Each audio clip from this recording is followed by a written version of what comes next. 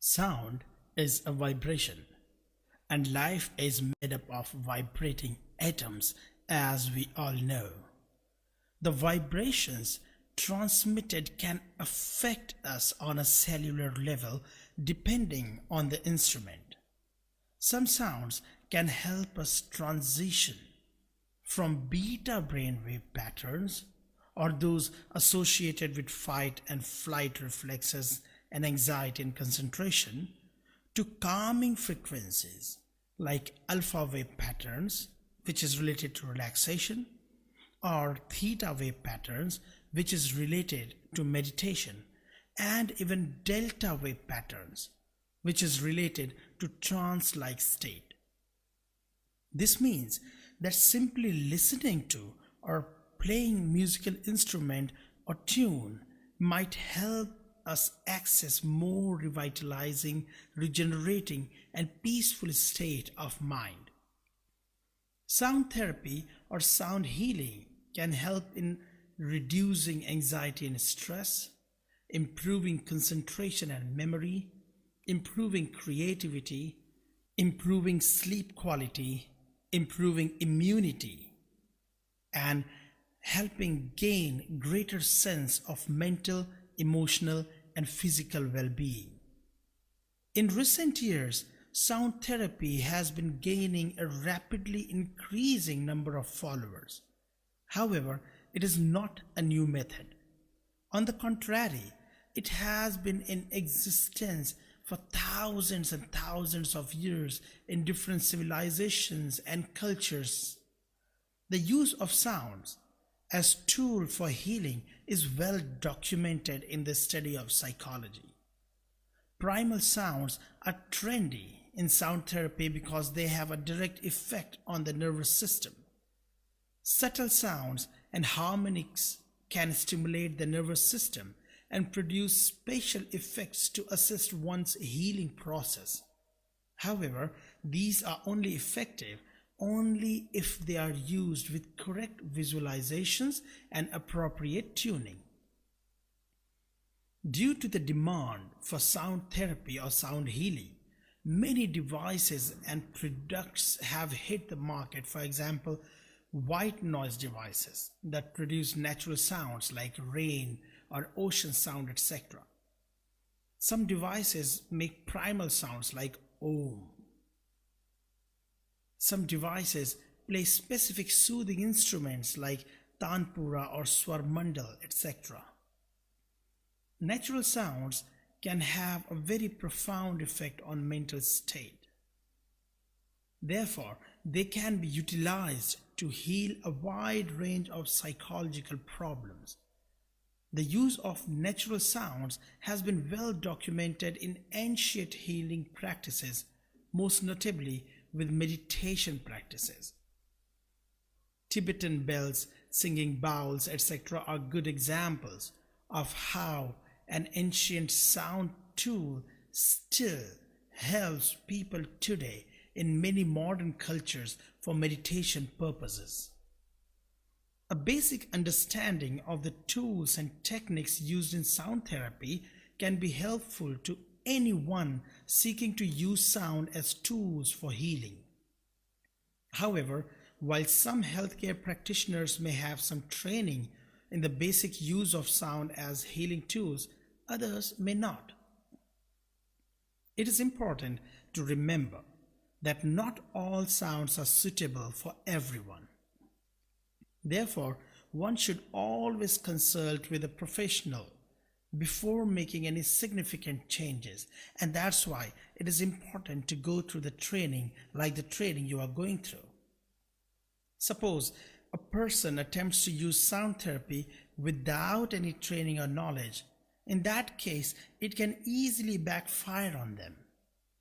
Certain products could also deteriorate if they are misused or not correctly tuned for the individual users.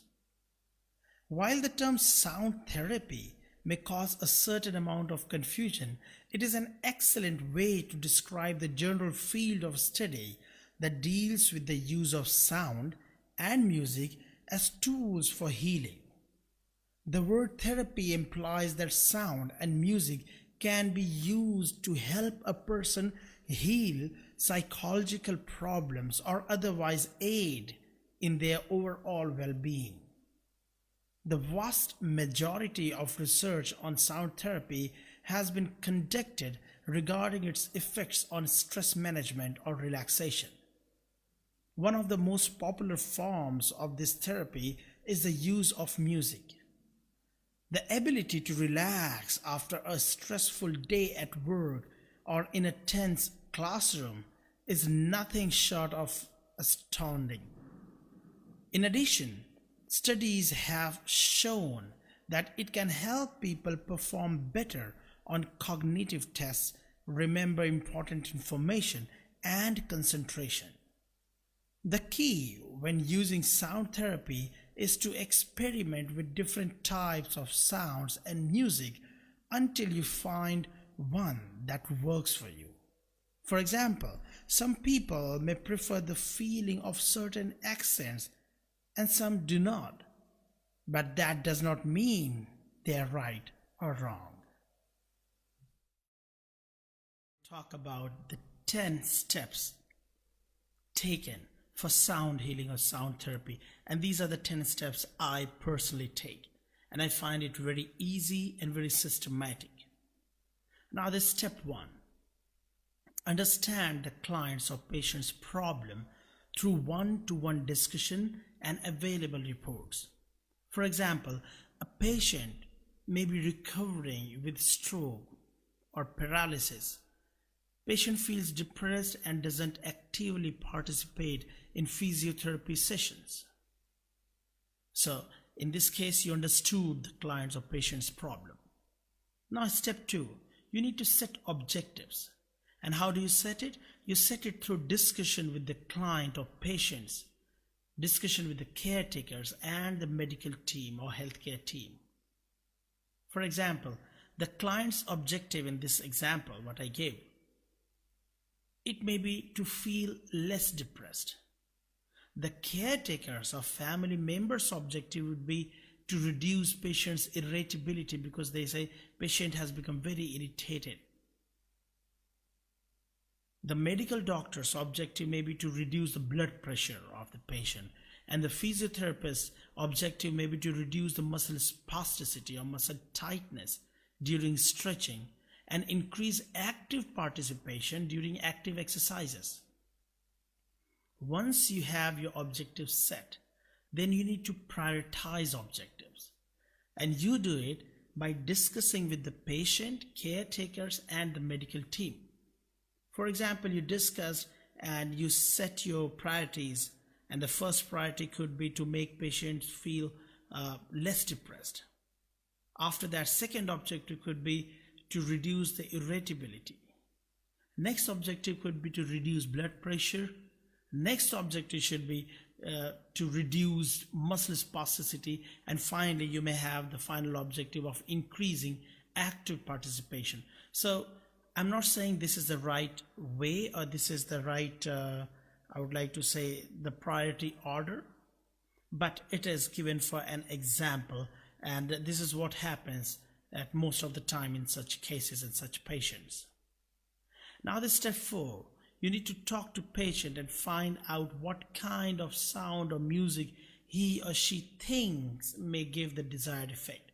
For example, if your first objective is to reduce the depression, then you need to talk to the patient, the client. Remember that as a sound therapist, your work is just to help the client or patient find most suitable sound. The clients play active role in therapy and make decisions based on your guidance. So the kind of music may be based on this objective of reducing depression. It can be managed with a low or medium tempo songs, let's say 80 to 120 BPM in major chord, right? But how did you find out? You found out by talking to patient. Okay, what kind of music do you think when you listen to you feel less depressed? Or what kind of music do you think if you listen you'll feel less depressed. So you'll keep trying.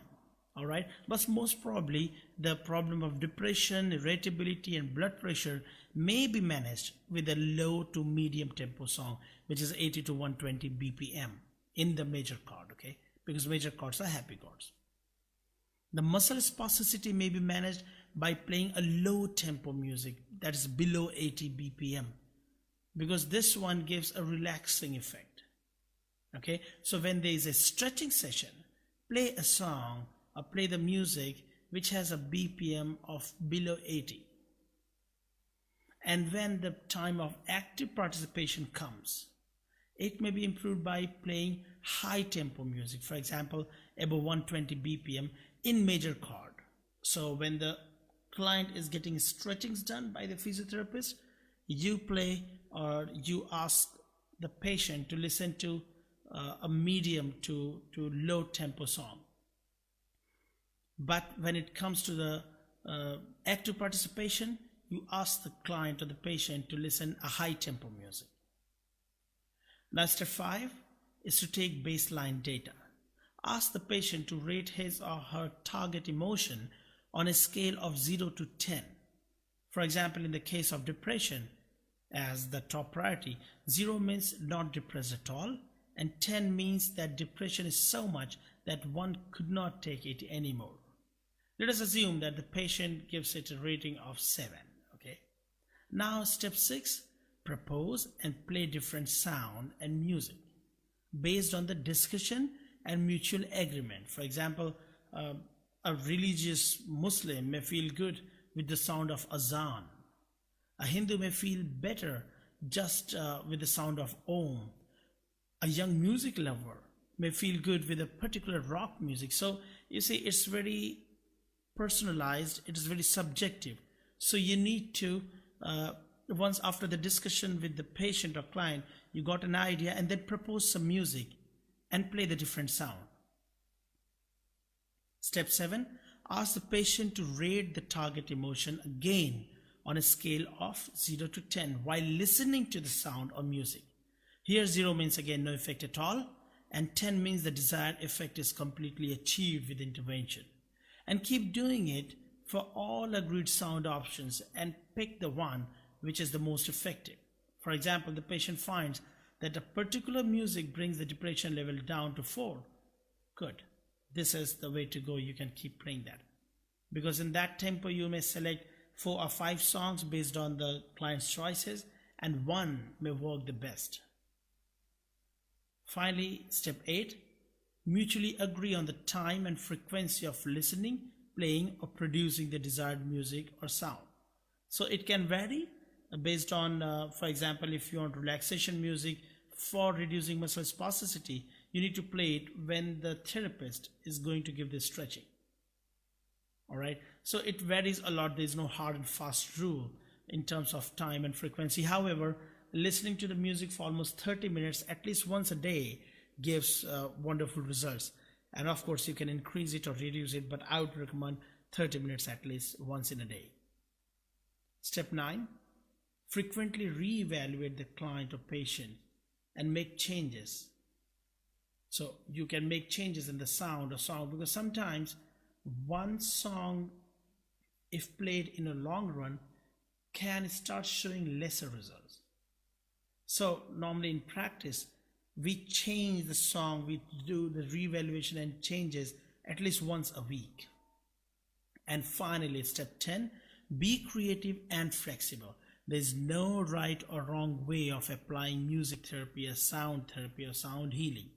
Everything just boils down to what is available and what works. So don't hesitate in innovating your own ways of doing it. Beautiful thing with sound therapy or sound healing is that you don't necessarily need an instrument. All you need is sound. It may be your voice in form of humming, singing, or reciting. It may also be your body parts making a sound like snap or clap. So you can see that having an instrument is not a matter of necessity, but a matter of choice and preference. Sound therapy is also very subjective therapy.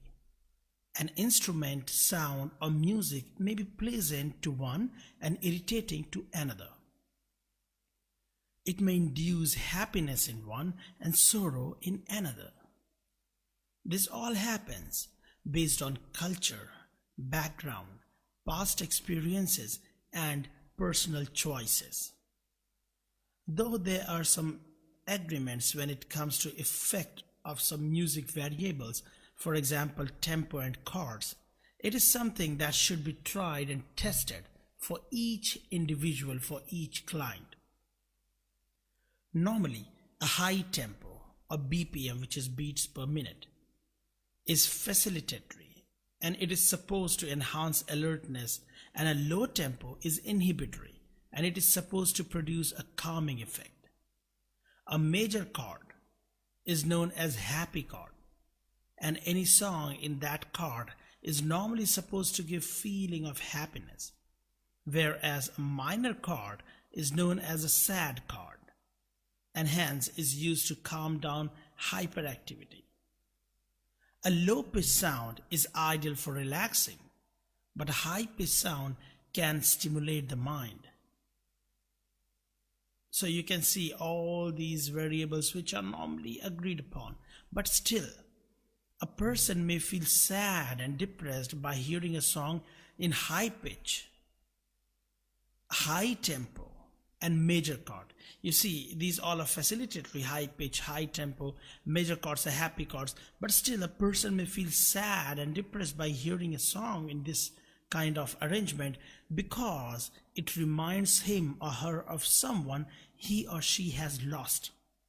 So you see, it is not a fixed rule that you must play the major chord or you must play the minor chord. It's all about what works for which patient. A person who is anxious and stressed can feel irritated by a high tempo song and can be depressed by a very low tempo song. So it is very important for a therapist to keep doing trial and error until he or she finds the right balance and the suitable sound or music for the client. A good way to start is to ask the client about what kind of sound or instrument or music makes him or her feel better. If we simply categorize the tools and instruments of sound therapy, there could be the following types: vocal sound, body percussions, percussion instruments, strings, keyboard, woodwind, and brass instruments. If we talk about vocal sound, it is the most ancient sound therapy tool.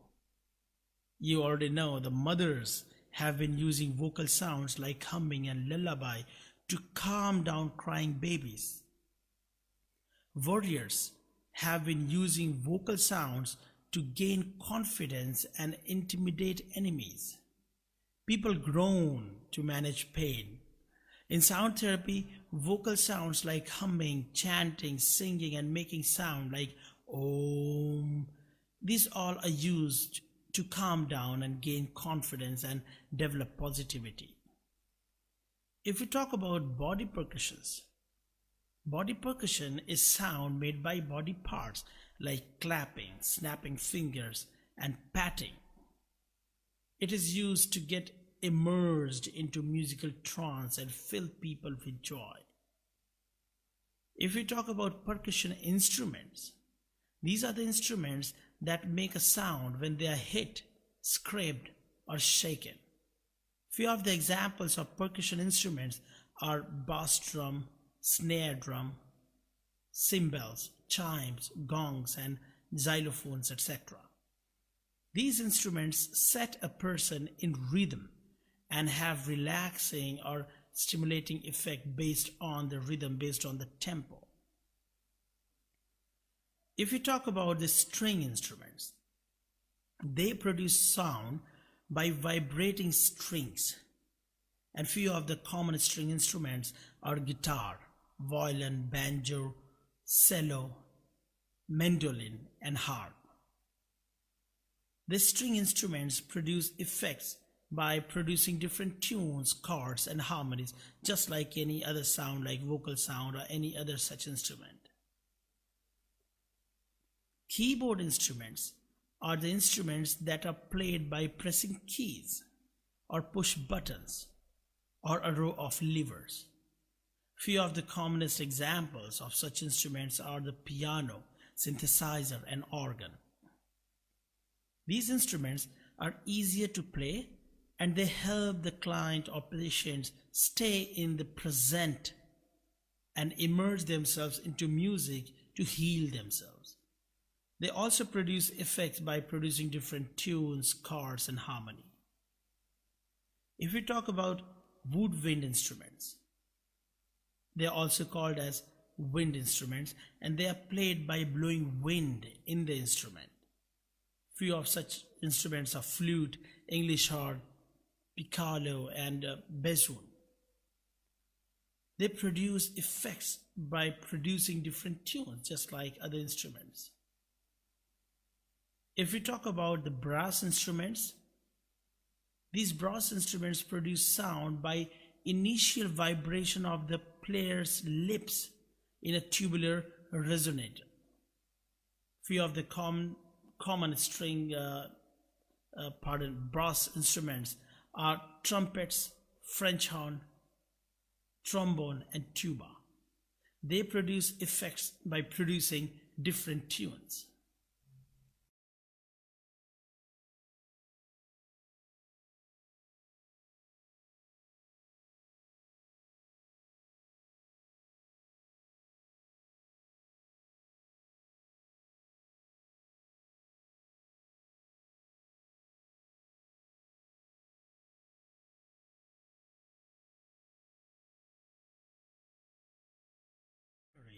Is what the musicians use to understand and communicate music's language.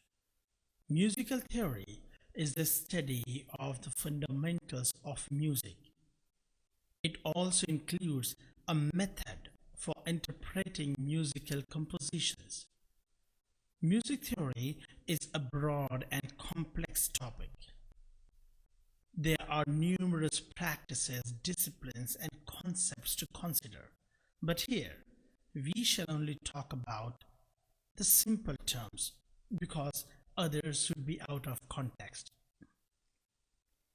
Though we don't require to go further in the music theory to practice sound therapy or sound healing, it is better to know about some common music terminologies. Music compositions are made up of the three building blocks. Number one, harmony. Number two, melody. And number three, rhythm. The harmony occurs when multiple notes or voices are played at the same time to create a new sound. Harmonies are composed of sounds that complement one another and sounds pleasing. Harmony can be seen in chords and chord progressions. A chord, by the way, is made up of three or more notes that are played at the same time. For example, if I say, this is one, two, another note, and so if we play this three of them together, the one of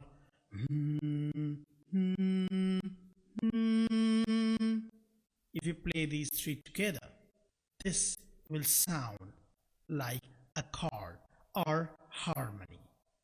And this is how it will sound like if I sing it together.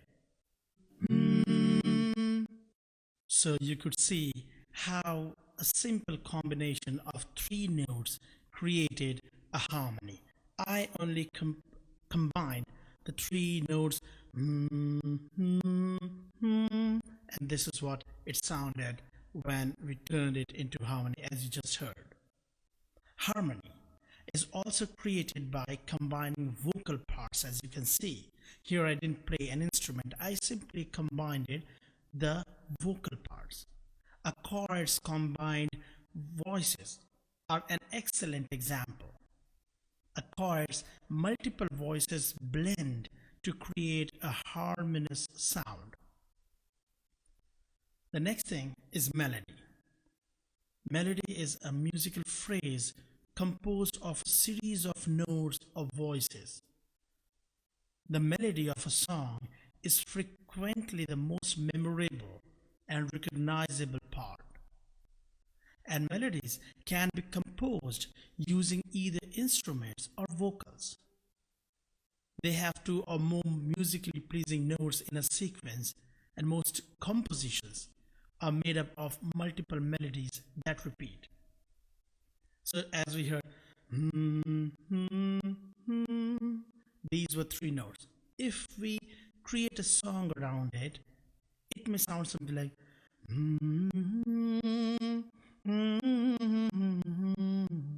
so this is what would be called as melody. Now let us talk about rhythm. Rhythm is the repeated movement of notes and silence in time. Though a musical rhythm has various components, tempo is a component that can easily be understood. The tempo is measured by BPM or beats per minute. So if we go like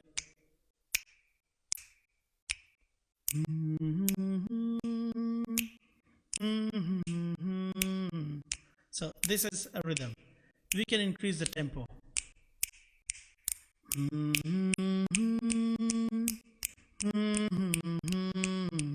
or reduce it.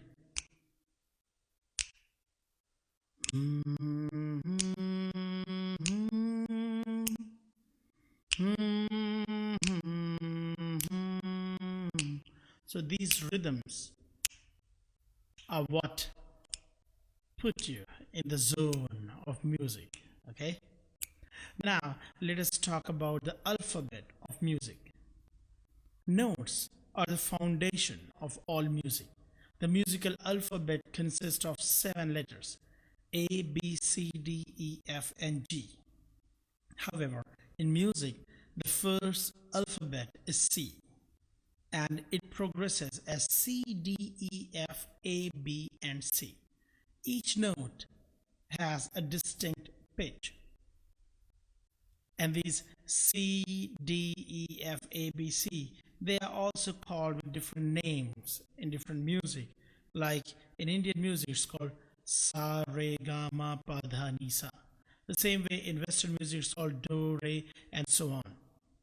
So if I say Sa, in English or Western music, it will be like Do, and when we press the key C, these all mean the same thing. So don't need to be confused. It's just for your basic knowledge. But these have 12 semitones or keys of music. So you can count them like 7, C, D, E, F, A, B, C. But they have 12 semitones like A. Then there's A sharp, also known as B flat. Then third is B. Then C. Then C sharp or D flat. Then there's plain D. Then D sharp or E flat, E, F, F sharp or G flat, G, and G sharp or A flat. As we saw, there are total 12. Okay, so sharp and flat are the same thing. If I say A sharp or if I say B flat, both mean the same key. The same 12 notes are then repeated in octaves upwards and downwards. If you talk about the octave, it is an interval between a note and a note with twice the frequency. On a piano, for example, an octave up from C2 is C3. C1 is an octave lower.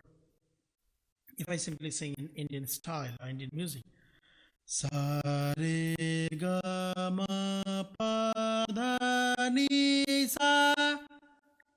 You see, Sa, Sa. These are the same notes, but at two different levels. So I can say I'm singing on one certain octave, and then I can go one octave up. So I can sing in an octave like Sa, Re, Ga, Ma, Pa, Dha, Ni, Sa. Sa re ga ma pa da ni. This is one octave. Sa, this is another octave. Sa re ga ma pa. You can go upward. Pa ma ga re sa. This is still the higher octave. Then I can come down. Sa ni da pa ma ga re sa sa. So you see, I'm playing in two octaves, but of course the same note sa, which is also called do in Western music, or si if you talk about the notes.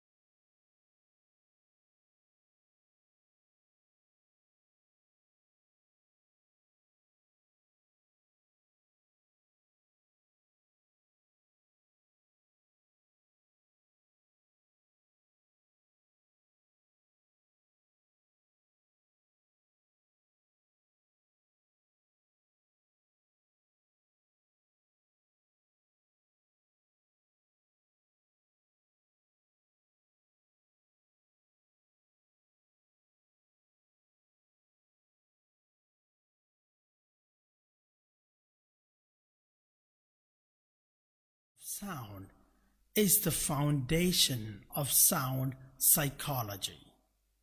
It begins with the movement of the basilar membrane in the inner ear's cochlea.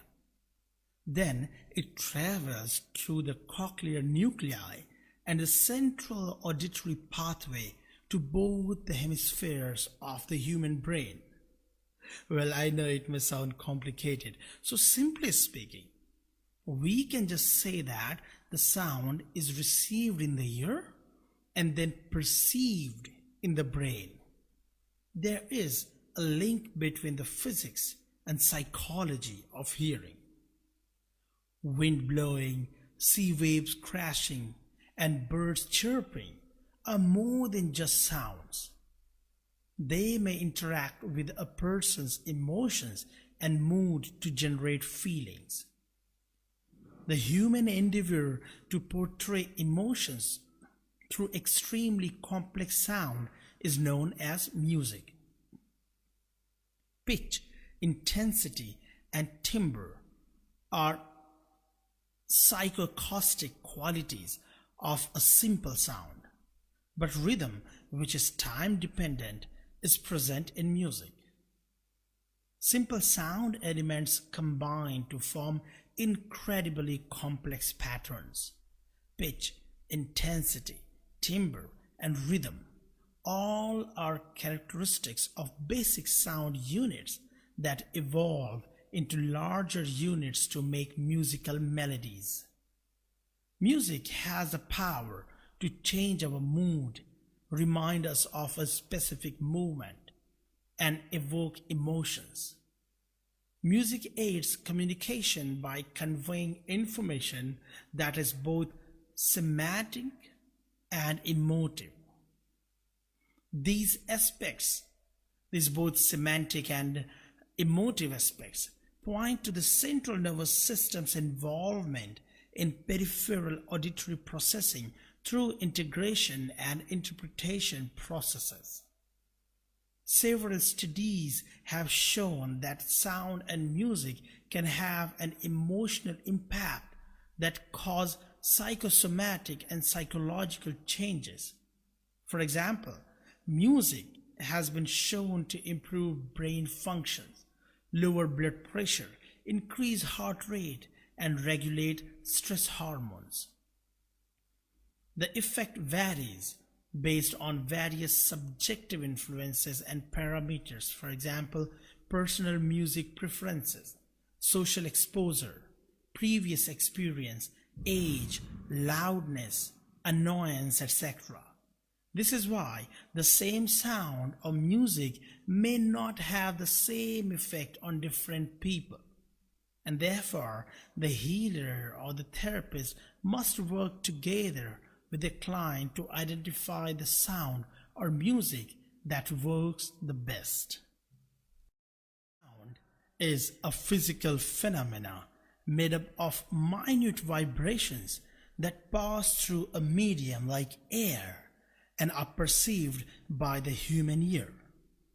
The listener's current activity, precious experience, and attitude towards the source of that sound all affect whether that sound is perceived as pleasant, like music, or unpleasant, for example, jackhammers.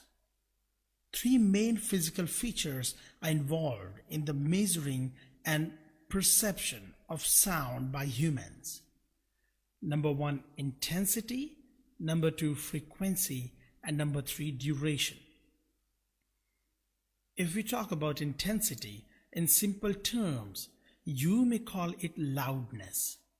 The acoustic energy of sound vibrations is measured in terms of intensity, which is quantified in terms of sound pressure. So, the more energy transported by the sound and the louder the impression of that sound, the higher the sound pressure.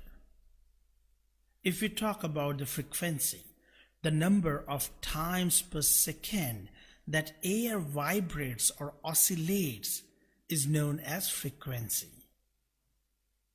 Rumbles or roars are examples of low frequency sounds, whereas sirens or screeches are examples of high frequency sounds. So if I say do, this is low frequency. If I say do, this is high frequency. If we talk about the duration, the length of time that a sound can be noticed is known as its duration. The loudest noises that the human ear can detect comfortably have intensities that are 1,000,000,000 times higher than sounds that can hardly be detected. Humans can hear sounds in a frequency range from about 20 Hz to 20 kHz. Because of this wide range, employing a linear scale to express sound intensity is impractical. As a result, sound intensity is measured using a logarithmic unit known as the decibel. It is abbreviated as dB, small d and capital B. A sound level is a representation of this type. For example, a sound level of 0 dB is about the human hearing threshold.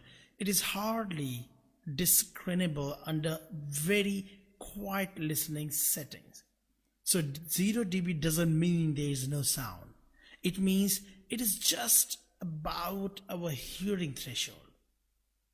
If we compare the sound levels, approximately the figures would be like this: 10 decibels for breathing, for whisper 20 decibels, for quiet countryside or village 30 decibels, the bird calls are 40 decibels, a quiet suburb still has the noise of 50 decibels, office conversations are 60 decibels, vacuum cleaner is 70 decibel, dishwasher is 80 decibels, a motorcycle at a distance of 25 feet would make a sound of 90 decibels, a jackhammer makes sound of 100 decibels.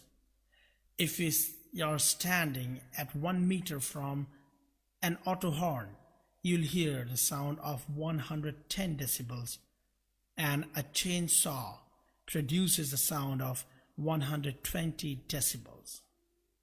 It is critical to comprehend a fascinating reality in this case. Because of the intriguing sound algorithm, 70 decibel is utilized as a baseline, and then rest of the decibel is compared. Any increase in noise of 10 decibel is regarded as doubling the amount of noise. So 80 decibel is 2 times louder than 70 decibels. So if I compare the vacuum cleaner and dishwasher, the sound is almost double. But here you can see only 70 decibel and 80 decibel means it sounds like it's just 10 points above.